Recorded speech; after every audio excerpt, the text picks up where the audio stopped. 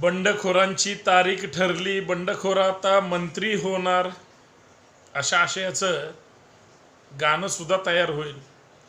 कारण ज्या शिताफीनं शिवसेनेच्या पाठीत खंजीर खुपसून बंडखोरी करून महाराष्ट्राला फसवून 40-45 आमदारांनी मौज मस्ती करण्यासाठी सुरत मार्गे गुवाहाटी गाठली होती, त्या सगळ्या बंडखोर आमदारांचे सन्मान्य मोरखे अर्थात देवेंद्र फडणवीस साहेब असतील किंवा एकनाथ शिंदे साहेब असतील, यांनी हे सगळं जुळवून आणलं होतं. ह्या दोघांनाच पद मिळाले. मात्र दोघच लोक संसार करत असताना इतरांचं काय, हा प्रश्न गेली महिना सव्वा महिना महाराष्ट्राच्या भूमीमध्ये गाजत होता. तो दिवस आता आला. फारकत घेणारे, स्वतःच्या नजरेत पडणारे, गद्दारी करणारे, बेवफाई करणारे बंडखोर आमदार आता मंत्री होणार. बंडखोर फक्त शिवसेनेला फसवून शिंदे गटात आलेलेच लोक बंडखोर नाहीत. बंडखोर ह्या शब्दाची गद्दारीशी निगडीत व्याख्या आहे. तीच व्याख्या भाजपशी सुद्धा लागू होते. कारण दिलेला शब्द न पाळणे आणि एखाद्याचं घर फोडून आपल्या संसार थाटणे ह्याला सुद्धा बंडखोरी म्हणतात, गद्दारी म्हणतात. ज्यांचं बोट धरून महाराष्ट्रामध्ये पायाभरणी केली, ज्यांचं बोट धरून महाराष्ट्रामध्ये घराघरापर्यंत भाजपला ज्या काळात कुणीच विचारत नव्हतं, ओळखत नव्हतं किंवा केवढ्याचा आहे म्हणून साधी किंमत सुद्धा नव्हती, त्या काळात बहुजनांचे नेते म्हणून गोपीनाथ मुंडे साहेबांच्या जीवावर भाजप महाराष्ट्रात मोठी झाली. आज त्यांच्या मुलीची उपेक्षा होती हे वेगळं सांगायची गरज नाही. उद्या ज्या बंडखोरांचं शपथविधी होईल, मग 9 जण भाजपचे आणि 9 जण बंडखोरांची अशी चर्चा आहे. ते 18 आणि हे 2 20 लोकांचंच मंत्री होऊन मंडळ होईल अशी कुजबुज महाराष्ट्रामध्ये आहे. उद्या ते सभागृह आरक्षित ठेवा, कारण उद्या कदाचित 11 वाजता शपथ सुद्धा होईल. त्याच्यात मात्र पंकजा मुंडेचं नाव कुठं घेतलं जात नाही, त्यांना कुठं स्थान नाही, चर्चा नाही. बहुजनांचे ओबीसींचे लोक माणसं आता चिडणार आहेत की नाही माहीत नाही. पंकजा मुंडेंसाठी नवीन कॅम्पेन काढणार आहेत की माहीत नाही. पण पंकजा मुंडेवर अन्याय होणार आहे, मंत्रिमंडळात स्थान नाही.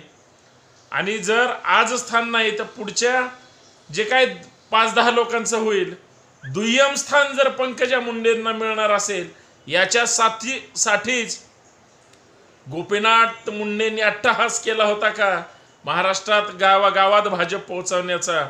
एकनाथ खडसे साहेब भाजप वाढवण्यासाठी हाडाची काढ केली, खपले हे लोक भाजप वाढवण्यासाठी. त्यांना सुद्धा दुय्यम स्थान दिलं जातं. हा महाराष्ट्राचा घाणेरड्या राजकारणाचा इतिहास आहे. म्हणून भाजप सुद्धा बंडखोर आहे. बंडखोरांना चांगले दिवस येतील. 50 कोटी सोबत आता मंत्रीपद मिळेल. ते 9 रत्न कोण असतील माहीत नाही, परंतु बाकीच्यांना मात्र अन्याय करून दुय्यम स्थान देतील याच्यात शंका नाही. गोपीनाथ मुंडेंच्या स्वतःचा घात झाला, त्यांच्या मुलीचा सुद्धा राजकारणामध्ये राष्ट्रीय पातळीवरचं राजकारण म्हणून ज्या पद्धतीचं घाणेरडं राजकारण केलं जातंय, ते आज त्यांना मंत्रिमंडळात स्थान नसेल, महिला चेहरा नसेल, याच्यापेक्षा दुर्दैव काय आहे. खरं तर त्यांना मंत्रिपद मिळालं पाहिजे न मिळालं पाहिजे हा काय आपला विषयच नाही.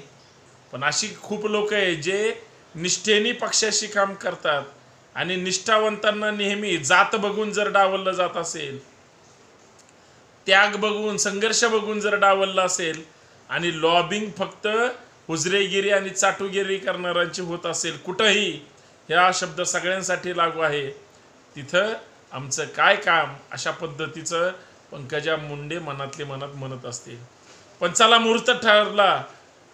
राज्याला कुठला मंत्री मिळो ना मिळो, शिक्षण मंत्री मिळाला पाहिजे, पण तो अब्दुल सत्तार नसला पाहिजे.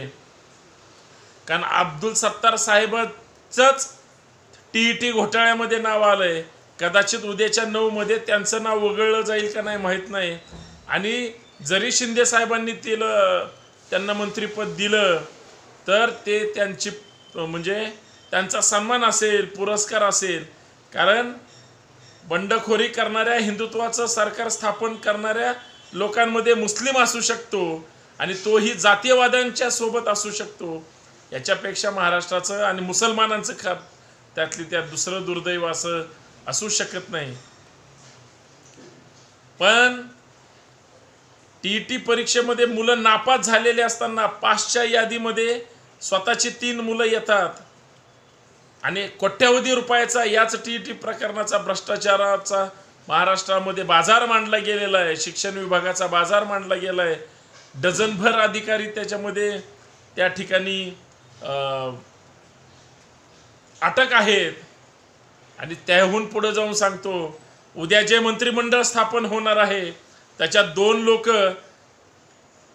100 कोटी द्या, मंत्रिपद देतो म्हणून कुलकर्णी आणि शेख हे पुण्याच्या आमच्या आमदारापासून ते राज्यातल्या बहुसंख्य आमदारांना फोन केले. तो शेख सुटला, गावाला गेला तर गावाला गाडीवर बसून, बोनटवर बसून त्याची मिरवणूक काढली. तो कुणाचा शार्प शूटर आहे, कोण त्याचा मास्टर माइंड कोण आहे, त्यांनी ज्याच्याकडून पैसे घेतले असतील. माननीय आपल्या देव माणसांकडे 2च देव माणसं आहेत सध्या, एक माननीय देवेंद्र फडणवीस साहेब आणि दुसरे एकनाथ शिंदे साहेब. हे 2 देव माणसांपर्यंत ती पैसे पोचले असतील का? हे त्यांचेच शूटर आहेत का हे तोताई आहे ज्यांना पैसे गोळा करून त्या ठिकाणी आमदाराला फोन करत होते? लक्षात घ्या बांधवांनो, आमदाराला फोन करून त्या ठिकाणी आकडा सांगितला जातो मंत्रिपदासाठी. ही साधी गोष्ट नाही, हा सामान्य माणूस करू शकत नाही. आणि गावात गेल्यावर फटाके वाजवून मिरवणूक काढतात म्हणजे तो माणूसही साधा नाही. त्या लोकांचं मंत्रिमंडळ उद्या स्थापन होतंय. आपल्या राज्याला बंडखोरांचं सरकार मिळालंय, बंडखोरांचं मंत्रिमंडळ स्थापन होतंय. महाराष्ट्राचं काय होईल माहित नाही, परंतु महाराष्ट्राची मान दिल्लीमध्ये जाऊन खाली घातली गेली. महाराष्ट्राचा अपमान केला गेला. मुख्यमंत्र्यांना शेवटच्या रांगेत बसवलं गेलं. यासाठीच केला होता का अट्टहास? ज्या मुख्यमंत्र्यांना शेवटच्या रांगेमध्ये बसवलं जातं, व दिल्ली सुद्धा महाराष्ट्रासमोर झुकती. हा महाराष्ट्राचा इतिहास आहे. तलवारीच्या पात्यावर स्वराज्य नाचतं, हा महाराष्ट्राचा इतिहास आहे. परंतु गुलामीच्या फौजेमध्ये मुख्यमंत्री आणि मंत्रिपदासाठी लाचार होऊन दिल्ली समोर झुकणं हा स्वाभिमानाचा अस्तय, हे वेगळं सांगायची गरज नाही. त्याच्यामुळं मंत्रिमंडळ बंडखोरांचा असू द्या, गनिमांचा असू द्या, मोगलांचा असू द्या किंवा निजामांचा असू द्या, मंत्रिमंडळ शिवरायांच्या मावळ्यांचं नक्कीच नाही. मंत्रिमंडळ इथल्या राजकीय व्यवस्थेचा खून करणाऱ्या विचारांचं जर असेल असं वाटतं, हे जे मी काही बोलतोय ते महाराष्ट्रामध्ये तशी कुजबूज असते, ते मी तुमच्या समोर मांडत असतो. महाराष्ट्र हा बाटला गेलेला आहे. ही महाराष्ट्राची संस्कृतीच नाही. जे कुटुंबापासून, आईबापापासून, बायको लेकरांपासून पैशासाठी बंडखोरी करून पळून गेले महाराष्ट्रातून, आणि ज्यांनी मौज मस्ती केली त्यांचे सत्कार महाराष्ट्रामध्ये झाले. ज्यांनी सत्कार केले तेही करंटे, ज्यांनी घेतले ते डबल करंटे. परंतु सत्कार करणारे जेवढे नालायक आहेत त्यांच्यापेक्षा नालायक जगात कुणी नसेल. कारण फसवणाऱ्यांचा सत्कार आमच्या महाराष्ट्रात होतो, ही खरी लोकशाही झाली. गद्दारी करतात त्यांचा सन्मान होतो, ही खरी लोकशाही झाली.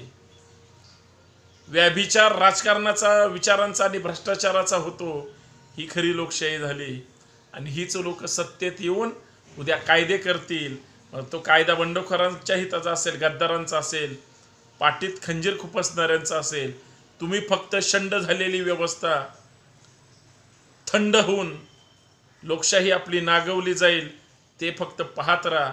अन्यथा रक्तात जर कर्तृत्व असेल आणि धमन्यांमध्ये रक्त असेल तर या विरोधात बोलायला, पेटून उठायला आपण पुढं आलं पाहिजे, खरं बोललं पाहिजे आणि आपल्या खऱ्या इतिहासाचं संरक्षण करण्यासाठी लढलं पाहिजे. छत्रपती शिवाजी महाराज की जय. धन्यवाद. मी संतोष शिंदे. यूट्यूबच्या या सामाजिक विचारपीठावर आपल्या सर्वांचं मनपूर्वक हार्दिक स्वागत. आपल्याला बदलायचं आहे आणि बदला घ्यायचा आहे. धन्यवाद.